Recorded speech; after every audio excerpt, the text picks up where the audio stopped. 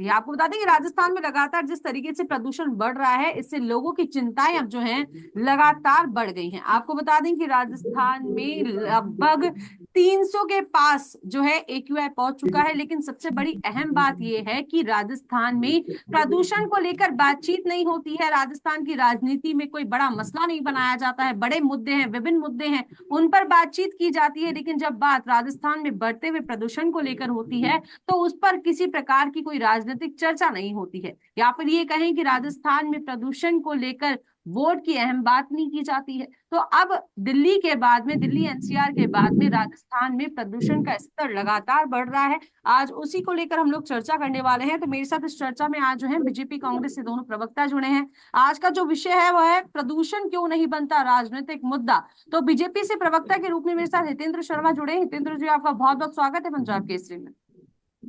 साथ ही साथ कांग्रेस से प्रवक्ता के रूप में मेरे साथ सुमित गर्ग जुड़े हैं। सुमित जी, बहुत बहुत स्वागत है आपका। नमस्कार। चलिए इस मुद्दे को आगे बढ़ा लेते हैं और आज की चर्चा को आगे बढ़ाते हुए ओपनिंग नोट हम लोग लेना चाहेंगे। बीजेपी से प्रवक्ता हमारे साथ जुड़े हैं, क्या कुछ कहेंगे सर पूरे विषय को लेकर?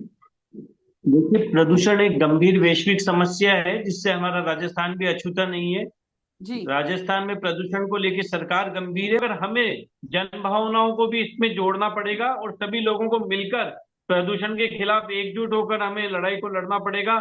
सब इसमें अपना छोटा छोटा योगदान देंगे तो प्रदूषण पे नियंत्रण हो सकता है। सरकार ने अपने कदम उठाना चालू कर दिया, जहां जहां पे प्रदूषण की समस्या विकराल रूप ले रही है वहां पे औद्योगिक माइनिंग इस तरह की चीजों को बंद किया। मगर ये एक अ, सरकार के प्रयास है। फिर कहना चाहूंगा कि इसमें हम सब लोगों को मिलकर सामूहिक प्रयास करने पड़ेंगे। जैसा हितेंद्र जी ने कहा कि प्रदूषण वैश्विक समस्या है, निसंदेह वैश्विक समस्या है।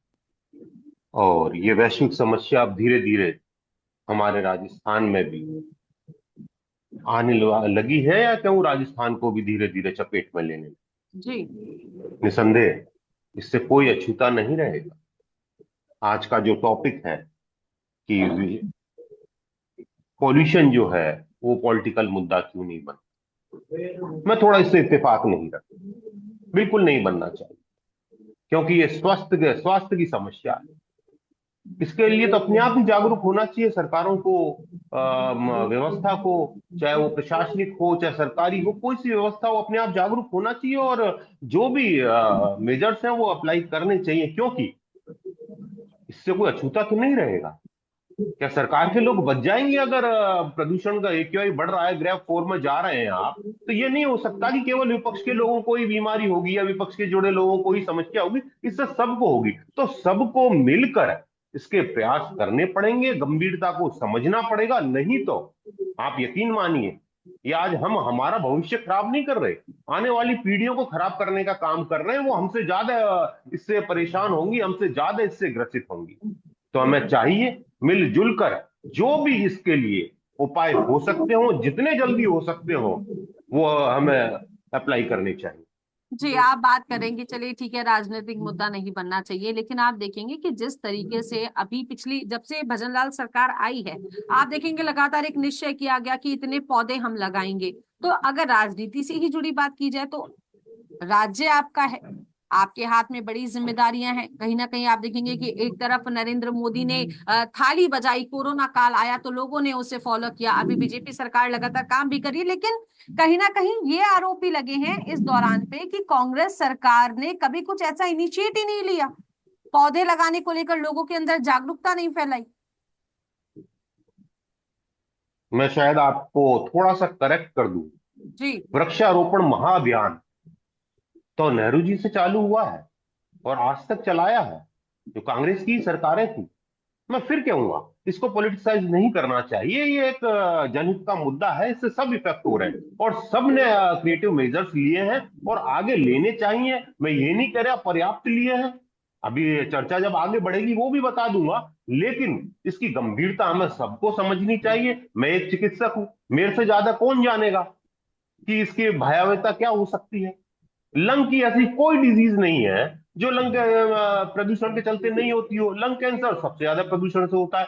COPD, अभी हमने 2 दिन पहले COPD विश्व दिवस मनाया था, उसमें सबसे ज्यादा जो कारण है COPD का, वो प्रदूषण है। और सीओपीडी से नाना करते दुनिया में 2 से 3 करोड़ जाने हर साल जा रही हैं। ब्रोंकियल अस्थमा इससे हो रहा है, हृदय की सारी बीमारियां, हार्ट अटैक भी इससे हो रहा है। इवन बच्चों में जल्दी से मैच्योरिटी आ रही है और जननांगों का विकास जो है वो अवरुद्ध हो रहा है। तो कहीं ना कहीं हर तरह से मानवता को प्रदूषण प्रभावित कर रहा है। इसमें सबको समझना पड़ेगा और सबको आगे चलना पड़ेगा। कुछ कुछ मेजर्स हैं जो सबको लेने पड़ेंगे, चाहे वो कांग्रेस हो चाहे बीजेपी हो, कोई अछूता नहीं रहेगा। सबके बच्चे इससे प्रभावित होंगे, सब इससे प्रभावित होंगे। इसलिए सबको चाहिए कि राजनीति होती रहेगी, सरकारें बनती रहेंगी, पार्टियां आती रहेंगी जाती रहेंगी, लेकिन हमारा भविष्य जो है आने वाली पीढ़ियों का और आज हमारा वर्तमान अगर हमें सुरक्षित रखना है तो सबसे पहले प्रदूषण पर काबू पाना पड़ेगा। हितेंद्र जी, आपसे मेरा सवाल है, ऐसा पहली बार हुआ है जब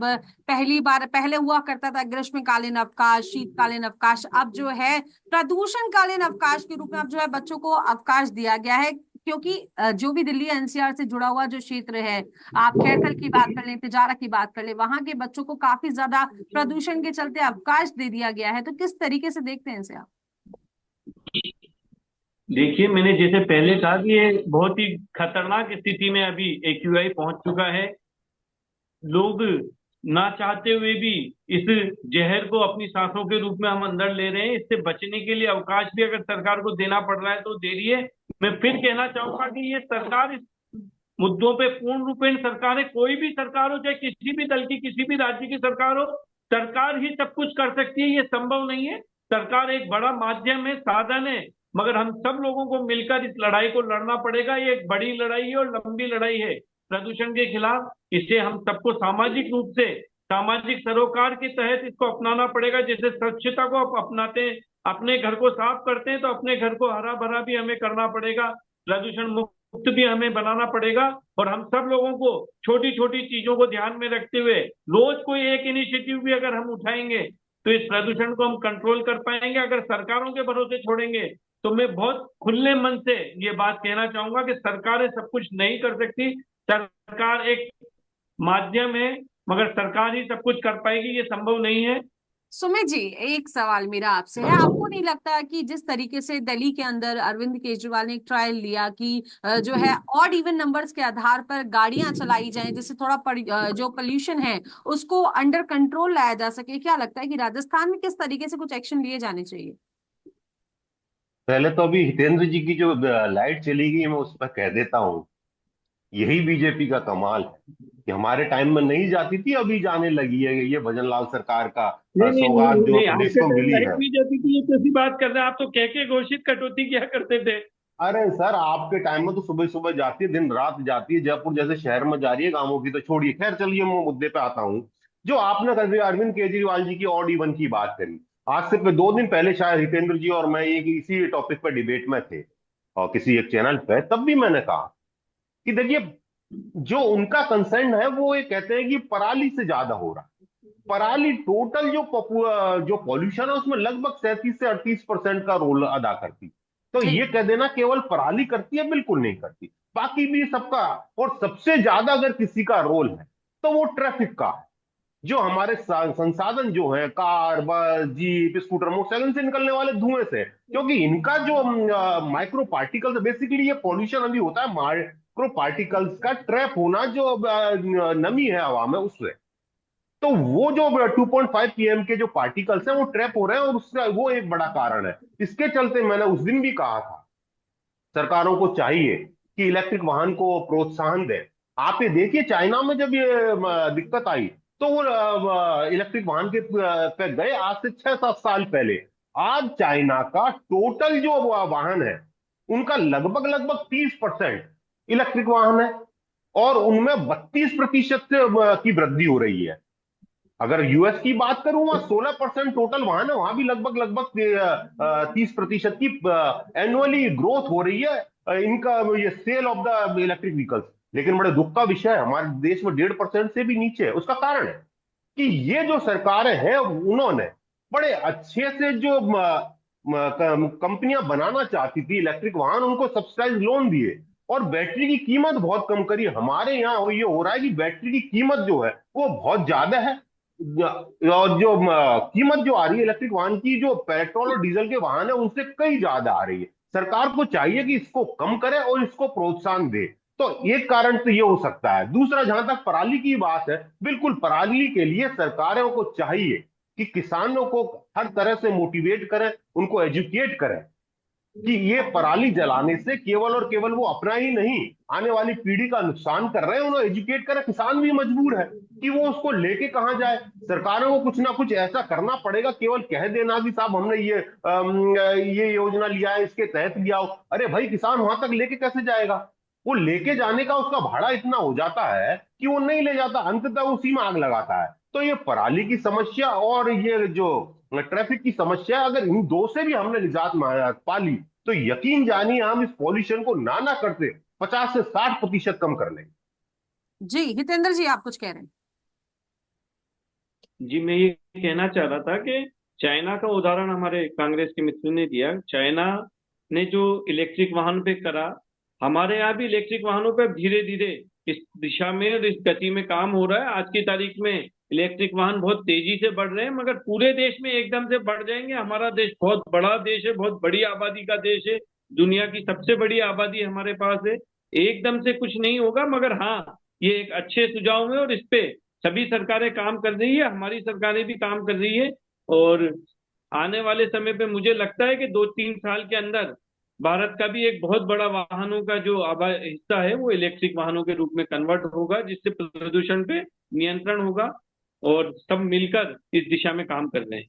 जी मैं समझती हूँ सर कि अगर बात की जाए आज के समय में हॉस्पिटल जो हैं अपनी एक बहुत मेजर रोल प्ले करते हैं। आप देखेंगे कोई भी किसी बीमारी से ग्रस्त है तो वो सबसे पहले हॉस्पिटल जाता है। लेकिन अगर हॉस्पिटल के आसपास के वातावरण की बात की जाए तो देखेंगे सबसे ज्यादा जयपुर शहर की अगर मैं बात करूं तो सबसे ज्यादा ट्रैफिक ही जो है हॉस्पिटल्स के आसपास मिलता है। चाहे वो आप जनाना अस्पताल देख लें, चांदपोल जो क्षेत्र है वो जुड़ता हुआ क्षेत्र है। वहीं यदि मैं एसएमएस अस्पताल की बात करूं तो एसएमएस अस्पताल के पास भी अधिकतम समय जो है ट्रैफिक दिखता ही दिखता है। तो पोल्यूशन तो वहां भी बढ़ रहा है। तो जो लोग ट्रीटमेंट के लिए जा रहे हैं तो कहीं ना कहीं आप देखिए कि अस्पतालों के आसपास तो जो है ट्रैफिक व्यवस्था सही होनी चाहिए, क्योंकि सबसे मेजर रोल जो है ट्रैफिक के अंदर जो पोल्यूशन जो बनता है वो लोगों के लिए ज्यादा नुकसानदायी है। जी हितेंद्र जी। बिल्कुल, ट्रैफिक व्यवस्था के लिए जो बेस्ट पॉसिबल प्रयास हैं वो सभी सरकारों ने किए हैं, चाहे हमारी सरकार हो चाहे दूसरी सरकार हो। मगर जिस गति से वाहनों की संख्या बढ़ रही है, आबादी बढ़ रही है, उस तरीके से अभी वहां पे व्यवस्थाएं होना मुश्किल पड़ रहा है। कई जगहों पे बहुत अच्छी व्यवस्थाएं हुई है। जयपुर जहाँ की आप बात कर रही हैं वहां पे भी अभी ट्रैफिक की पहले के मुकाबले कुछ स्थिति सुधरी है। आने वाले समय पे जिस तरह से अभी काम चल रहे हैं और प्रोजेक्ट चल रहे हैं, आने वाले समय पे इसमें मुझे लगता है और सुधार होगा। जी सुमित जी, लोग पलायन की अगर मैं बात करूं तो आप देखिए कि दिल्ली में जिस तरीके से बहुत ज्यादा पोल्यूशन है और वहां पे लोगों का कहीं ना कहीं एक माइंडसेट ये बन चुका है कि जिस तरीके से पॉल्यूशन बढ़ रहा है तो वहां से अब लोग जो है एट द एंड ये डिसाइड कर रहे हैं कि जॉब्स के अलावा एट द एंड उन्हें जयपुर शिफ्ट होना है। तो धीरे धीरे लोग वहां से यहाँ जयपुर शहर में शिफ्ट हो रहे हैं। और कहीं ना कहीं एक रीजन ये है कि जयपुर शहर की अगर आबादी की बात करें तो जयपुर शहर में आबादी भी बढ़ रही है, साथ ही साथ जो लोग आ रहे हैं उनके व्हीकल्स भी बढ़ रहे हैं, और व्हीकल्स बढ़ रहे हैं तो पॉल्यूशन भी बढ़ रहा है। किस तरीके से देख? बिल्कुल बड़ा चिंता का विषय है आपने जो पलायन की बात कही। अगर पलायन हो रहा है तो नहीं होना चाहिए, कहीं ना कहीं सरकार की विफलता है। अगर पलायन हो रहा है, जहां तक आपने जयपुर की बात की और जयपुर के अस्पताल की बात करी कि उसके पास बहुत पॉल्यूशन, निसंदेह बहुत ज्यादा पॉल्यूशन, और मैं फिर कहूंगा कि उसका एक ही सॉल्यूशन है। देखिए, आबादी के साथ वाहनों की जरूरत आपको पड़ेगी। आप ये नहीं कह सकते कि 5 लोग मिलकर एक वाहन को चला लें। एक हद तक हो सकता है लेकिन ये प्रैक्टिकल नहीं है। पब्लिक ट्रांसपोर्ट हमें बढ़ाने पड़ेंगे, हमें उनको और उपयोगी बनाना पड़ेगा और इजी करना पड़ेगा। लेकिन ये कह दें कि केवल साहब प्राइवेट व्हीकल की खरीद हम कम कर दें, ये संभव नहीं हो पाएगा। माफी चाहूंगा हितेंद्र जी, मैं आपकी बात से जो आपने कहा कि इलेक्ट्रिक व्हीकल को हमारी सरकार प्रोत्साहन कर रही है, मैं उससे बिल्कुल भी इत्तेफाक नहीं रखता। मैं बता देता हूं उसका कारण क्या, कि पिछले 3 साल में एक भी इलेक्ट्रिक वाहन ऐसा नहीं आया है, एक भी ऐसी लिथियम या कोई सी बैटरी ऐसी नहीं है जिस पर सरकार ने इंपोर्ट ड्यूटी कम करी हो। हालात मैं बता देता हूँ एक एग्जांपल देखिए। किसी भी कार का एक मॉडल पेट्रोल का टॉप एंड वेरिएंट ले लेते हैं, उसका अगर 10 लाख का आता है, जी तो अगर उसका इलेक्ट्रिक लेने जाएंगे आप तो 13 से 14 लाख रुपए का आएगा। वहीं क्या हो रहा है कि यही 10 लाख का वाहन चाइना और यूएस में मिल रहा है 5 से 6 लाख का। तो प्रोत्साहन क्या मिला कि आप इलेक्ट्रिक पे जाइए, पेट्रोल पे जाएंगे तो वो महंगा मिलेगा। हमारे जी यहाँ ये उल्टा हो रहा है कि हम पेट्रोल लेंगे तो वो सस्ता मिलेगा, डीजल लेंगे तो सस्ता मिलेगा, लेकिन अगर इलेक्ट्रिक पे जाएंगे तो वो महंगा मिलेगा। और उसमें महंगी केवल और केवल बैटरी है और कोई महंगी नहीं है। सरकार को एक काम करना है, उसकी इंपोर्ट ड्यूटी कम कर देनी है, जीएसटी घटा देनी है। लेकिन मुझे लगता है कि पता नहीं सरकार क्यों नहीं कर पाती, और मुझे शक भी है कि सरकार ऐसा करेगी वो इसलिए है कि आप यकीन जानिए कोरोना से आज तक मैंने बड़े क्लोजली देखा है कि ऑक्सीजन कोरोना से लेके आज तक सबसे जीवनदायिनी गैस है। आप यकीन नहीं करेंगे, कोरोना के क्राइसिस में भी सरकार 18% जीएसटी लेती थी और आज भी लेती है। इसको लेके मुझे लगता है कि सरकार शायद इलेक्ट्रिक वाहनों को लेके गंभीर नहीं है। नहीं तो कोई बड़ा इश्यू नहीं है। इतना समय में जब चाइना, रशिया, अमेरिका जैसे कंट्री अपने टोटल पॉपुलेशन को 20 से 30% तक इलेक्ट्रिक वाहन पर लेके आ सकते हैं, तो हम 1% के आसपास रह रहे हैं। तो कहीं ना कहीं सरकारी जो इच्छा शक्ति की कमी तो है। जी हितेंद्र जी, क्या कुछ कहेंगे? और एक इसमें मैं देखिए बीच में एक सरकार चीज और की ऐड ऑन करना चाहूंगी, क्योंकि देखिए जैसे कि इलेक्ट्रिक व्हीकल्स की जब बात हो रही है तो आप देखेंगे कि मध्यम वर्गीय जो लोग हैं उन लोगों के लिए इलेक्ट्रिक व्हीकल्स, या इवन आप फोर व्हीलर्स की बात कर लें तो फोर व्हीलर्स खरीदना, टू व्हीलर्स में भी इलेक्ट्रिक व्हीकल आ रहे हैं तो उनकी कॉस्टिंग काफी ज्यादा है। तो कई बार लोगों के लिए वो चीज संभव नहीं हो पाती है खरीदना। तो केवल पेड़ लगाना ही एकमात्र समाधान है जिससे पॉल्यूशन को कंट्रोल किया जा सकता है। हितेंद्र जी। देखिए इलेक्ट्रिक व्हीकल अभी अपने आप पे चलन में आने लगे हैं। टू व्हीलर का एक बड़ा मार्केट इलेक्ट्रिक व्हीकल में खड़ा हुआ है। फोर व्हीलर में अभी कहीं ना कहीं कमी है। फोर व्हीलर अभी उतने नहीं निकलने लगे इलेक्ट्रिक जितने निकलने चाहिए। मगर टू व्हीलर में एक बड़ा बाजार खड़ा हुआ है। अन्य देशों की तरह हमारे देश में भी इलेक्ट्रिक वाहनों की संख्या और बढ़ेगी, तेजी से बढ़ेगी। जी लेकिन एक सवाल हितेंद्र जी आपसे मेरा ये है कि देखिए बढ़ेगी बढ़ेगी सही है, लेकिन आपने शायद सवाल नहीं सुना कि लगातार इंपोर्ट करने पर जो रेट्स जो है उसको कम करना चाहिए, उसमें सरकार क्या कर रही है? देखिए सरकार स्वदेशी पे भी जोर दे रही है कि हमारे यहाँ पे भी इस तरह की चीजें बन सकें, स्टार्टअप हो सके। और इंपोर्ट करना और इंपोर्ट पे ड्यूटी लगाना ये सरकार की एक अपनी नीति के तहत हो रहा है। देश को चलाने के लिए, देश की समृद्धि के लिए भी पैसा चाहिए, अन्य कामों के लिए भी पैसा चाहिए। तो सरकार के और अर्थशास्त्री जो मिलके तय करते होंगे। मैं अर्थशास्त्री नहीं हूं तो इसलिए मैं इसको बहुत ज्यादा नहीं बता सकता कि क्या है क्या नहीं है। मगर फिर भी मुझे लगता है कि आने वाले समय पे इस समस्या पे सरकार गंभीर रूप से कोई ठोस निर्णय करेगी। सुमित जी, आप कुछ कहना चाह रहे हैं जी? जहां तक हितेंद्र जी ने बात कही, टू व्हीलर का बड़ा मार्केट खड़ा हो रहा है, आप चेक कर लीजिए, वहां पे भी यही अंतर है पैसे में। अगर कोई व्हीकल, स्कूटर का अगर मैं एग्जांपल दूं, तो पेट्रोल का अगर 50,000 का है तो जी नाना करते 90,000 से कम इलेक्ट्रिक नहीं मिल रहा है। मैं उसका जी कारण बता देता हूं। जो कहा कि सरकार गंभीर है, मुझे लगता नहीं। मैं वो इसलिए बता रहा हूं कि पिछले 2 साल की या 3 साल का रिकॉर्ड अगर फिक्की का या और जो हमारी कॉमर्शियल इकोनॉमी को कंट्रोल करने वाली एजेंसीज हैं, सब जी ने सरकार से ये मांग करी है कि इस पर जीएसटी कम हो और इंपोर्ट ड्यूटी कम हो, लेकिन जी आज तक सरकार ने करी नहीं। जहां तक स्वदेशी की हितेंद्र जी ने बात करी, स्वदेशी हम नहीं कर पाएंगे इसको, क्योंकि लिथियम जैसे जो धातु है वो हमें इंपोर्ट करनी ही पड़ेगी। आप उस पर अगर पैसा ज्यादा ले लेंगे, बात वही तो आ रही है। बाकी सब ढांचा तो हिंदुस्तान में बन ही रहा है, कार का, जीप का या इसका टू व्हीलर का।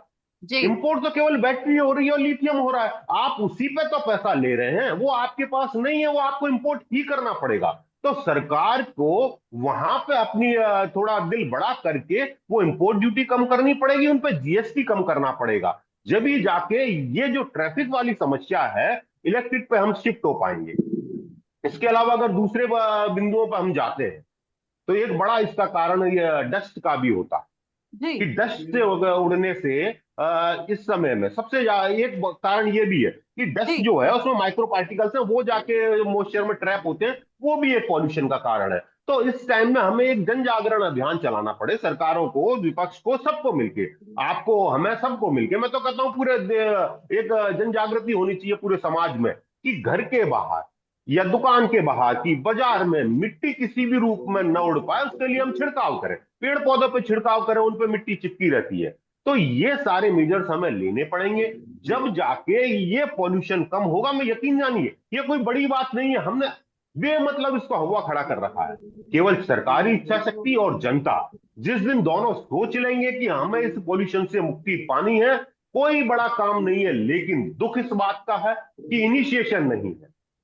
जब तक हम इनिशिएट नहीं करेंगे, अरे ये तो कौन सी बड़ी बात है, हमने अच्छी अच्छी महामारियों को इरेडिकेट कर दिया देश से, तो ये भी हो सकता है। लेकिन हमें एक तो अपनी जो इच्छा शक्ति है वो मजबूत करनी पड़ेगी, थोड़ा सा सेक्रीफाइस करने पड़ेंगे, और मिलजुल कर इस काम को पूरा करना पड़ेगा, और ये बड़ा आराम से हो सकता है। जी, अगर हितेंद्र जी, अगर मैं जयपुर के मानसरोवर क्षेत्र की बात करूं तो जयपुर के मानसरोवर क्षेत्र जो है अभी वो रेड जोन में है।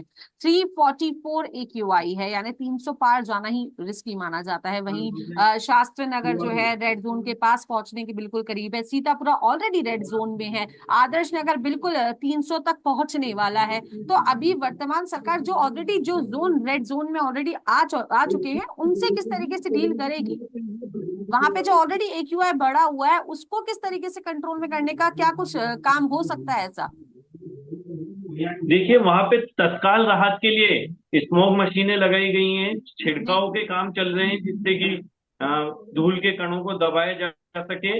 इस तरह के बहुत सारे मेजर्स वहां पे सरकार ले रही है। मैं एक बात बताना चाहूंगा, जैसा सुमित जी भाई साहब ने अभी बताया कि भाई टू व्हीलर का जो ई बाइक है उसकी कीमत और पेट्रोल की में, तो मैं अभी आपको जानकारी देना चाहूंगा कि ई बाइक शायद 50,000, 45,000, 55,000 से शुरू हो रही है, मगर जो पेट्रोल वाली है वो 1 लाख, 1.25 लाख तक है। तो अभी धीरे धीरे इस पे काम चल रहा है, और तेजी से मुझे लगता है धीरे धीरे इनकी कीमतें कम होगी। और हम सब मिलकर अगर प्रयास करेंगे तो ये रेड जोन से हम लोग वापस सामान्य स्थिति पे इस पूरे पर्यावरण को ला पाएंगे।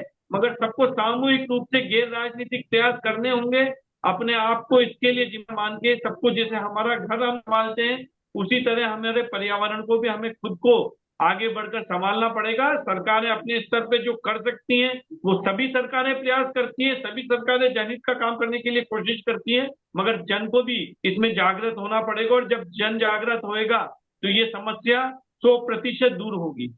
जी, हितेंद्र जी लमसम जो है अब अपना क्लोजिंग नोट इस विषय को लेकर दे चुके हैं। अब सुमित जी, आपसे आप कुछ कहना भी चाह रहे थे, और क्लोजिंग नोट के साथ इस चर्चा को यही हम लोग अंत देंगे। और बताइए क्या कुछ कह रहे हैं?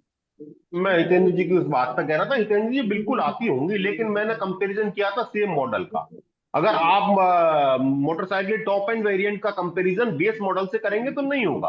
आप दोनों का सेम मॉडल का कंपैरिजन करिए, वो वहां पर भी ज्यादा है। फिर मैं वहीं अपनी बात पे आऊंगा कि इकट्ठे होइए, मिलिए, हाथ से हाथ मिलाइए, और मजबूती के साथ इस प्रदूषण रूपी जो महादैत्य हमारे सामने खड़ा है उससे लड़ें, और इससे विजय पाएं। आने वाली पीढ़ियों का भविष्य और अपना वर्तमान तभी हम सुधार सकते हैं।